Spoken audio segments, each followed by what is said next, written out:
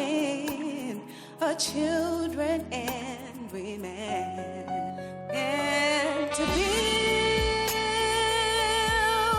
a strong family,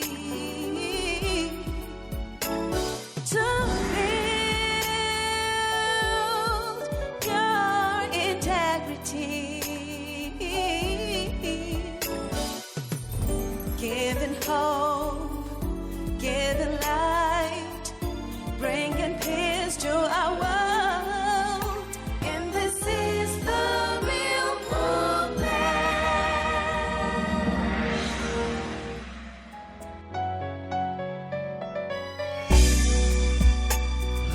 Physical neglect is also a form of abuse. You know, this occurs when a child is not taught how to do things appropriately. You find out that some children at certain ages, maybe a 12-year-old boy can't tie his shoelaces. Those are signs of neglect because he ought to have been taught at maybe age 6 or 7 how to do it. Don't think that the child is just being stubborn. Sometimes they can't even express what is going on. Sometimes they have been threatened by the abuser. Some children have been threatened that if you tell anyone, you will die. And no child wants to die. So they're afraid. They keep these things, and because they keep it to themselves, it goes on and on and on. Parents need to understand that, you see, as parents, you are the primary custodian of these children's life.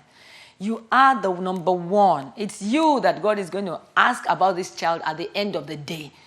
So if you go on delegating your responsibility to other people, watch out. I'm a parent as well, and I know it's tough. That there are times when we really need to, delegate some of our works. But I think we need to be very deliberate in what we delegate. We need to be deliberate. You see, there are some things in life that we can't delegate. So you can as well bring some aspects of your child care under such platforms. So we have to be there. We need to have this picture that it's just for a while because they are growing. They're growing. We should not get tired. The Bible even says we shouldn't get weary of well-doing. For in due season we will what? Reap. We will reap the benefits. So, well-doing of helping with homework, well-doing of being there for them. It's okay if you also delegate someone to help them out with their homework, if you have someone who can do that for you. But be sure that you are still on top of what is going on. Find out what was done today. Find out from the child, find out from the lesson teacher. Make sure that what the teacher is saying and what the child is saying are not two different things. There must be feedback. Delegation should not be, abdication to totally, not even want to know anything about that area. We must learn to, just endure for now. Enjoy the pains and the gains of raising them. Sometimes we have to deny ourselves of certain luxuries, of certain pleasures, certain time out.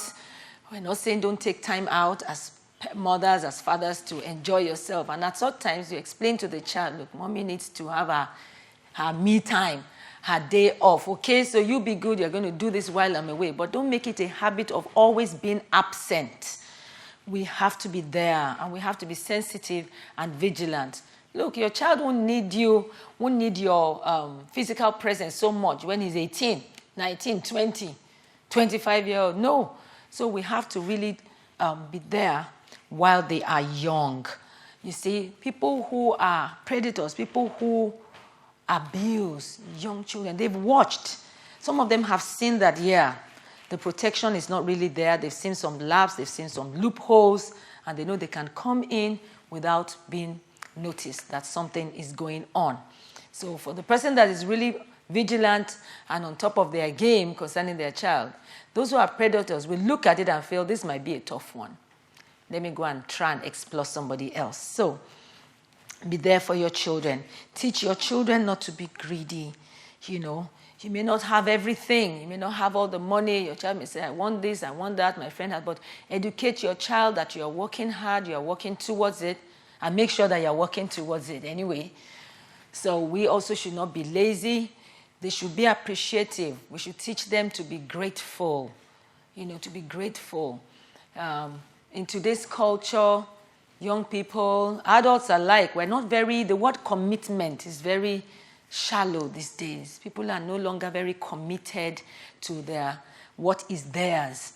For example, you get your child a toy or, one of these new gadgets, and then before long, the child is tired of it, or it malfunctions, it gets spoiled. Well, in those days, I really don't want to be saying, in the good old days, but really, when we look at it before, we would try and find an opportunity to get it fixed. But what do you find today? Oh, Mom, my camera got spoiled. Have you bought another one? Why shouldn't they say, oh, have you tried to get it fixed for me? Can you help me fix it? But it's just a society that throws away things easily. And if we're not careful, then fast forward some years down the line. Oh, Mom, my husband is not performing. He's not okay, so can I get another one? My wife is just annoying me. I really need to exchange her. Because that's the culture of not trying to make something work. The next thing is quick, a new one. A new one. So these are things that we need to imbibe, put into our children. If they are not quick to just go with anybody because this person has what their parents don't have, then sexual abuse can be limited because there's a measure of contentment, and such a child can be lured with what he doesn't have. Okay? Sexual abuse involves sometimes, unpleasant touches. Sometimes it's not just about the sexual act itself, the intercourse and all that, but just unhealthy touching. So our children need to know what good touches are and what touches that are bad are. Touches that are not healthy, we need to let them know.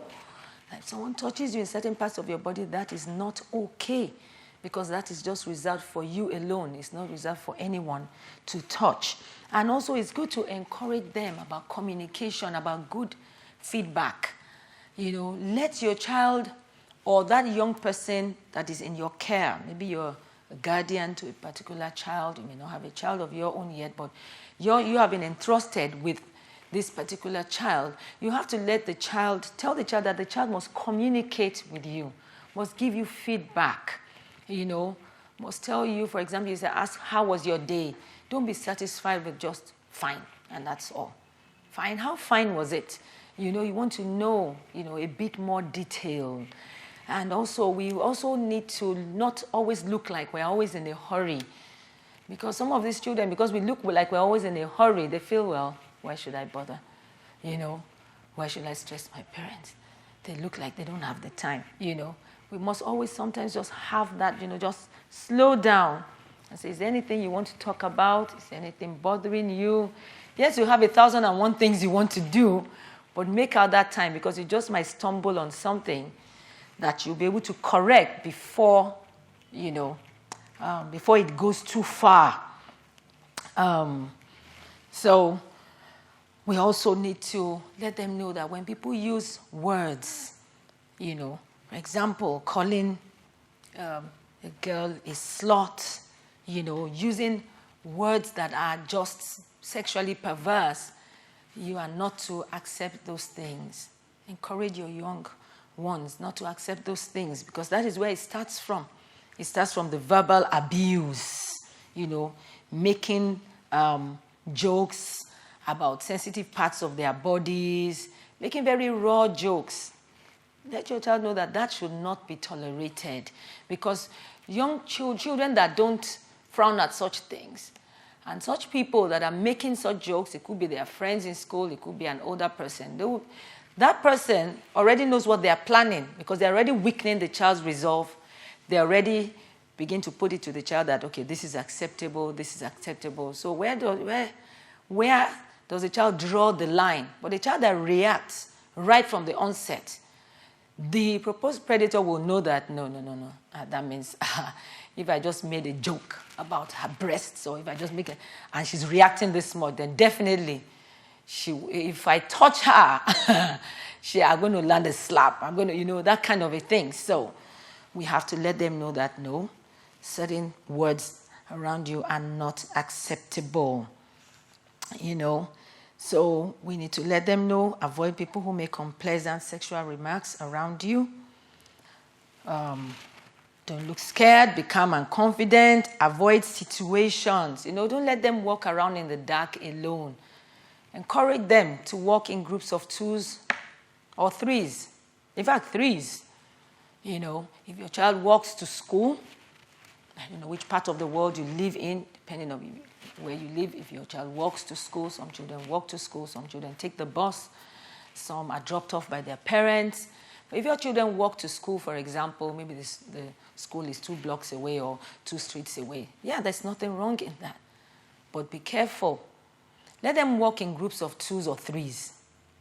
In fact, maybe even 4. If anything happens, it's likely that one person will be able to escape and run to tell the story and say, look, this is what happened on the way, and all of that. And whoever wants to abuse any of them may not be able to easily, penetrate than a child that is walking to school all by himself or all by herself because you feel, well, the school is not far, And better still, as an adult, you can walk the child, to school as well. It's an opportunity to bond with the child along the way. There's just so much that we can do in preventing them from being abused. And in the process, they're getting closer to us. And there would hardly be anything that they will not be able to, share with us. Really, they won't be able to hide anything from us, from you and I as parents and as caregivers.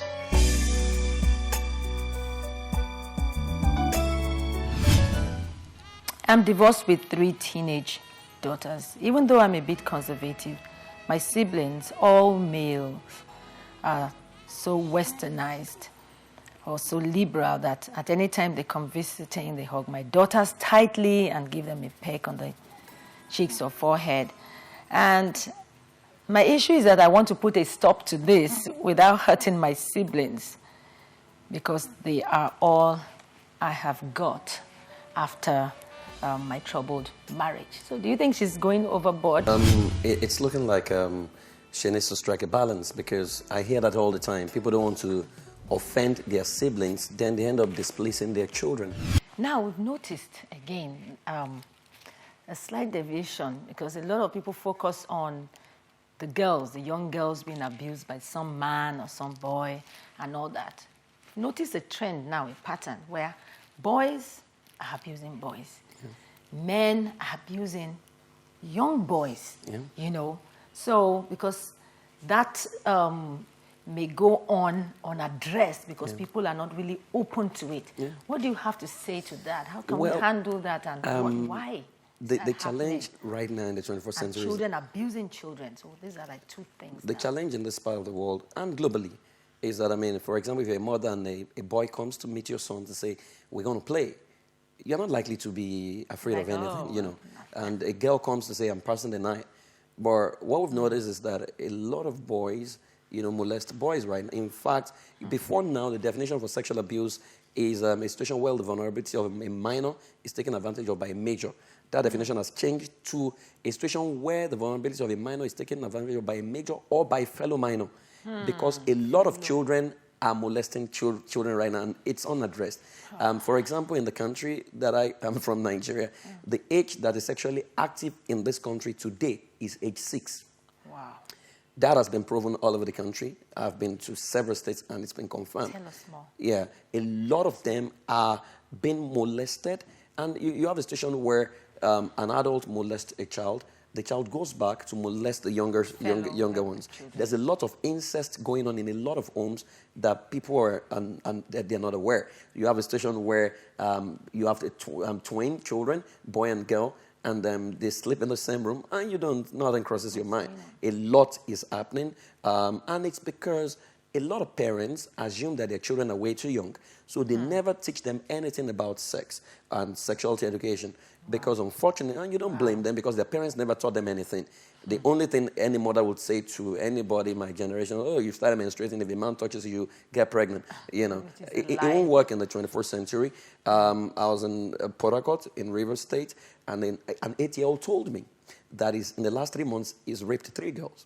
Wow. Now, he's raped his younger sister, he's raped a cousin, and he's raped a girl in his class. Now, in so many private schools right now, there's a concept, especially the boarding houses, there's a concept between ages 8 to 12, GSS 1 and 2, called for Karama.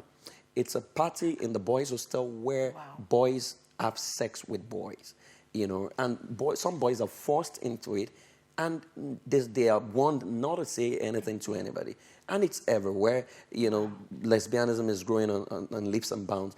And it's because we keep quiet. Now, there are 2 levels of parenting in the 21st century. You have the biological parents and you have the media parents.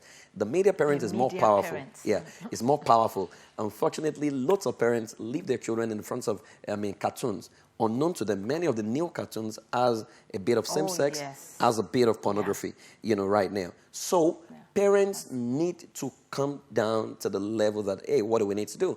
Unfortunately, globally, everyone says the problem is parenting. But no one is asking, who are these people who became parents? They were, first of all, a couple. Now, they must have been dysfunctional couple before becoming dysfunctional parents. But who were the people who became a couple? They were, first of all, singles. They must have been dysfunctional singles. Who were the people who became singles? They were children. They must have been dysfunctional children. So you have that, you know, all over. So what we need to do is parents need to teach sexuality education, basic ones. Now, there's one to teach about sex, because unknown to many, sexual education starts from 18 months. The only strength the predator has against your child is the ignorance of your child. Predators know that you wouldn't teach your child anything about sex. So they come in and they mess up a child and say, don't tell mommy, don't tell daddy. There are lots of children right now suffering because of their parents, because they don't want their parents to die. So from 18 months to 3 years, you teach my body and I. That's the age where you teach your child about the body parts. They define the private parts, the public parts. And when you're teaching private parts, you need to pronounce the private areas by their proper names. Okay? You don't use slangs, you don't use pee, wee wee, jumbo jumbo, kokoro, you don't do all those things. Pronounce by proper, so that your child can report accurately. Okay? Then from ages... and so that it's not confused. Yeah, from ages 3 to 5, you teach what we call curiosity and high, because that's the age where your children are asking a lot of questions. Where do babies come from? Why are you tall? Why am I short? How come you have breasts? How come I don't have? They're asking all kinds of questions. There are ways to answer all those questions. That's the age where you also teach the concept of respect, RESPECT for every child, where R stands for reach out to help every child, E stands for encourage a child, S, save a child from danger, P, paint a child well, he, elevate a child, C, celebrate a child, and T, treat a child right. But the most important thing you want to teach at that age is what is called the 4 golden rules of the body for every child. Rule number 1 says, my body belongs to me and also belongs to God. Rule 2 says, I must report to my dad and mommy whatever happens to me. Rule 3 says, I have a right to say no to whatever I feel is wrong. And Rule 4 says, anybody that says I should not talk wants to destroy my future. Now, you must be able to teach those 4 golden rules. At that age as well, you must teach what we call fire on the mountain. These are songs as well, which says bad movies, bad pictures, bad friends, bad songs. That's fire on the mountain, and you run and run and run away. Now, from ages 5 to 8, that's the age that is sexually active in most parts of the world today. That you teach awareness and I. At that age, you need to teach a child about world changers, young people who change and inspire the world. You need to teach a child me and my identity. A child needs to understand identity, because in many schools, those children, they meet themselves and they say, hey, my penis is bigger than your own because my house girl says if I continue to have sex with her, it will keep growing bigger. Those are the discussions they are having. Now, you teach your child, me and my identity, who are you? You are a star, you are a world changer, you are a king, you are all those kind of things. You teach your child, me and my values. That's the age where you help your child craft their values, and you punish them based on the violation of their values. Okay, so you teach them, you help them craft their values. You teach a child, me and my friends. Who is a good friend? Who is a bad friend? You teach your child, you help them draw a 10-year plan for their lives, but also you teach them the lies of the predator. The predator says to a child, you will die, your father will die, your mother will die, I will not play with you. You teach a child, who do you avoid? Okay, anyone who uses a line, that don't tell mommy, don't tell daddy, I'm giving you something, that's a potential predator. That's a warning sign. You need to teach your child all those things. Then you teach your child the power of one, which says that everyone is doing it doesn't make it right. That you are the only one doing it doesn't make it wrong. You must stand out, okay? Then from ages 8 to 12, those are preteens. Preteens in the part of the world I live in right now, the ones who are susceptible to oral sex, you may not hear them call it oral sex. Unfortunately, they use slangs. In a lot of schools that I've been to, the A-rated schools, you hear a boy says to a girl, for example, that give and it shall be given unto you. You think they're talking scriptures. The girl responds, good measure, pressed down, shaking together, running over. You think they're talking Bible. They're not talking Bible. The guy is soliciting for oral sex. The girl is responding, yes, I want good measure. I want more than that. That's the discussion going on. So at that age, you teach your child, and these are things you teach from January to December, different sets of values that we can't cover here. You teach your child puberty and self-esteem at that age. You teach your child undressing sex, where you help them, define sex and all the reproductive parts.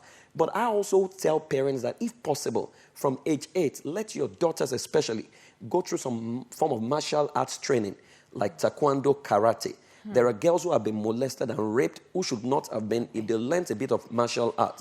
I know a lot of parents have a problem, Christian parents have a lot of problem with this. They say the weapons of your warfare are not carnal and all those things. But you need to teach your child to self-defense, basically, okay? And if you have a girl child, you need to ask them basic questions, at that age. For example, you ask, if two people have sex together, who gets pregnant, boy or girl? They'll tell you girl. If they decide to go through abortion, who goes through abortion, boy or girl? It's a girl. If during abortion someone dies, who dies, boy or girl? It's a girl. If there is no death, there are complications, someone loses a womb, who loses a womb, boy or girl? There's a girl. If there is no abortion, someone needs to drop out of school because of pregnancy, who drops a boy or girl? There's a girl. If after giving birth, someone needs to begin to fry roasted corn, and granite to raise a child, who does that? It's a girl. If the society will stigmatize someone and say after 2, they stigmatize the girl child. So who is the fool? Girl. Who should be wise? Girl. So I say to girls that the most important word in the dictionary must be a no, not a yes. And your no must be consistent. And if any guy comes around and say, oh, you are the most beautiful girl in the world, understand that most beautiful girls globally expire every 365 days, okay? So you need to drum that into the ears of your child, but you need to give your child good self-esteem. You don't, talk down your child in front of people. Your child must be free enough to talk to you and talk to you about anything and everything. The problem with parents is that we find it difficult to hear the truth that our children want to say to us. I mean, a child at that age, for example, would tell you, hey, I'm having a crush on a guy. It's not out of place. You only need to help them manage the crush. But many of us, we don't want to hear that truth, and we become very scared. Now, a lot of mothers say, oh, I don't expect my child to be talking all those kind of, and I'm asking, when you were that age, did you receive a love letter from any guy in your school? Many of them will look at you, and I remind them, did you receive a letter that read, I'm writing this short missive to you. I hope you are fine. If so, doxology. And all of them begin to laugh. They say, oh, so if you received doxology in the age and time when there were no internet, when there was no mobile phone, what would your children be receiving right now? So don't grow too old to understand that these are things that they will go through. You only need to help them manage and understand it. Then you teach them power of relationships. Then that takes us to the teenage years, 12 to 18. That's the most problematic age. But you need to understand that teenagers don't talk to adults, they talk to their fellow teens. So you need, at the realm of your mind, in your mannerism as a parent to become a teenager. Once you do that, fathers must date their daughters. Right. You must, and reality is, and the same thing mothers must do for their son. Now, when you do these things, and your children can talk to you about anything, it becomes very difficult. They are more knowledgeable.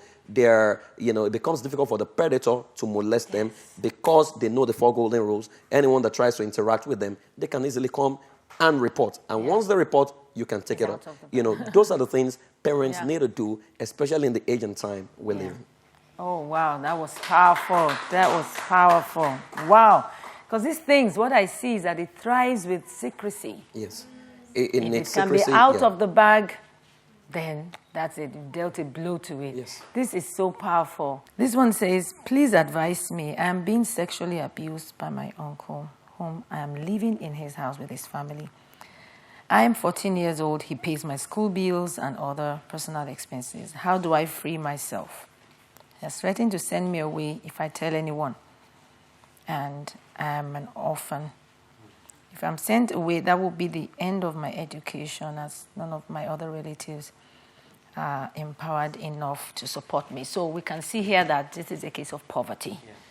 Poverty, unfortunately, doesn't have parents. But there might be someone else out there, the situation is similar, might have one parent, might even have both, but both parents are just too poor. And there's this uncle that is a little bit well off that said, okay, let me train her at least. I know I can afford it. What do people like this do? Because it's really very sad. Yeah, and it's very rampant, all over the world.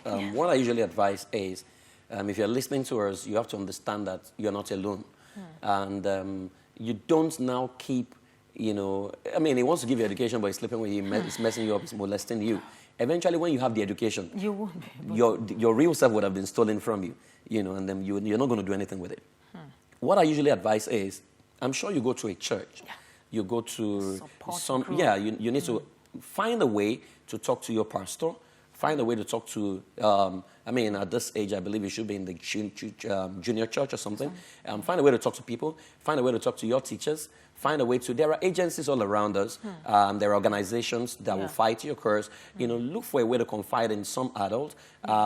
If you're in a state in Nigeria, there are ministries you can call. Ministry of Youth and Social Welfare, Ministry Lagos of State, for example. Women Affairs and the rest of them that you can call and you can talk to. She's 14, so she'll literally be taken away. You can even do a letter if you're in Lagos to the Office of the Public Defender. They will take you away. If you're under 18, they will take you away. The state government will take responsibility for you. But you have to understand that by keeping quiet and by allowing your uncle to continue to do it, it will just kill you. And people need to understand also that every perpetrator will threaten you.